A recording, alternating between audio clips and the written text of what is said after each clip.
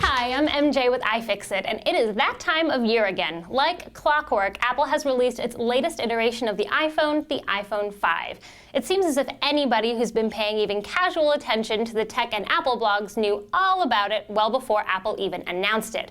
From the larger screen and body to the updated dock connector, we've been getting sneak peeks at this new iPhone since as early as May of this year. And interesting as those leaked product images are, they don't do much for us here at iFixit. We don't think we've really seen a device until we've done what we do best, and that's tear it down. Thanks to the international dateline and some frequent flyer miles, our co-founder Luke Souls traveled all the way to Melbourne, Australia to stand in line all night long to get his hands on the iPhone 5 a full day before any of us in the United States have the opportunity. While the iPhone 5 shares some superficial similarities to its younger siblings, the 4 and 4S, it has, in fact, been entirely redesigned. The first and most striking difference is the 8.6mm increase in length, which makes room for the larger 4-inch Retina display. The display now has a perfect 16:9 aspect ratio and a pixel resolution of 1136 by 640. You might say that the iPhone 5 finally hit adolescence, as it's not only gotten taller, but thinner too. It lost some baby fat to measure in at 7.6mm, which is 1.7mm thinner than the 4S, and saw about a 20% decrease in its weight, coming in at just 3.95 ounces versus 4.9 ounces for the 4S.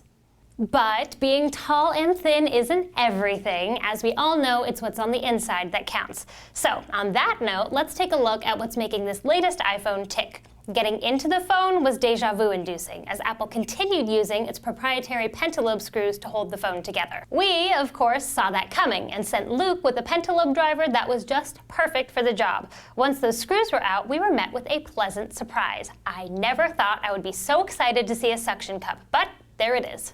A screwdriver and a tiny suction cup are all you'll need to replace a broken display, and this is going to score huge points in terms of repairability. Apple has returned to a top-down construction with the iPhone 5, and anyone who's ever swapped their broken screen on their iPhone can tell you that this is great news, because rather than digging through all of the other internals to get to the display, on the iPhone 5, the display is the first thing that comes off. For context, replacing the display on an iPhone 4S takes 38 steps, and the quickest I've ever done it is 45 minutes. It looks like the iPhone 5 will take just a few steps, and likely 5 to 10 minutes. And since the display is the most common thing that breaks on most smartphones, we consider an easily replaceable display to be a win for consumers. Our next step, as any good repair person can tell you, is to disconnect and remove the battery. For comparison, the iPhone 5 has a 3.8-volt battery, whereas the iPhone 4S's battery is 3.7 volts. How they're getting increased performance from a battery that's only marginally more powerful is still a mystery to us, though my money is on a combination of other hardware and software improvements. We'll probably know more about the battery performance as soon as we get a closer look at the chips.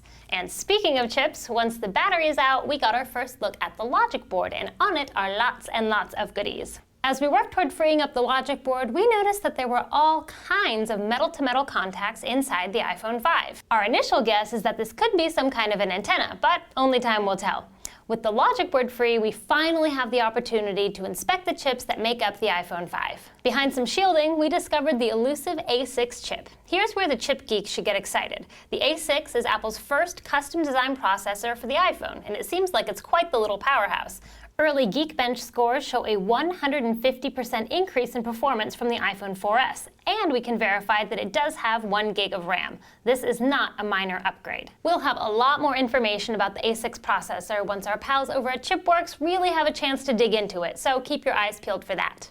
Another chip of note is the Qualcomm MDM9615, and I'm not sure if you know this, but the Qualcomm MDM9615 is kind of a big deal. For those of you that were cheering when Apple announced that the iPhone 5 would be LTE enabled, this is the chip you need to thank. So we set the logic board aside and turned our attention to the rear case. The Lightning connector assembly contains the headphone jack, loudspeaker, and of course the new Lightning dock connector. This is the guy you want to blame for making all of your accessories obsolete. Though we have to say that it looks like Apple didn't make this decision out of spite so much as out of necessity. There is no way they could have crammed a 30-pin dock connector in the iPhone 5. There just isn't enough room. So, with all of the components removed from the rear case, we made an interesting discovery. The entire rear case of the iPhone 5 weighs only slightly more than just the glass of the iPhone 4S, and that probably has something to do with the 20% decrease in weight.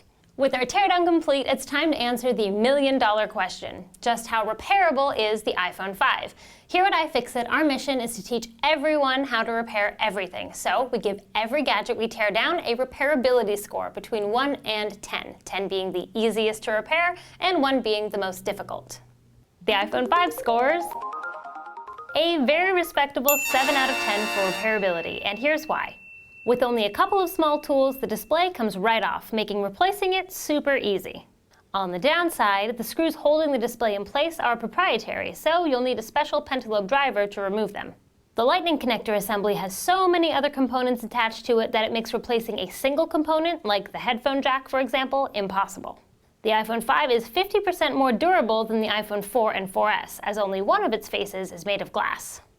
While the iPhone 5 isn't a perfectly repairable device, it is certainly a refreshing change from recent Apple devices like the iPad 3 and the MacBook Pro Retina, which scored an abysmal 2 and 1 out of 10 respectively. That about wraps up our teardown. Big thanks go out to our friends at MacFixit Australia for their warm hospitality and letting us use their facility. For the complete teardown, including gorgeous high-resolution images, check out iFixit.com. For all the latest teardowns and repair videos, make sure you are subscribed to our YouTube channel. You can follow us on Twitter at iFixit or like us on Facebook. Thanks for watching and happy repairing.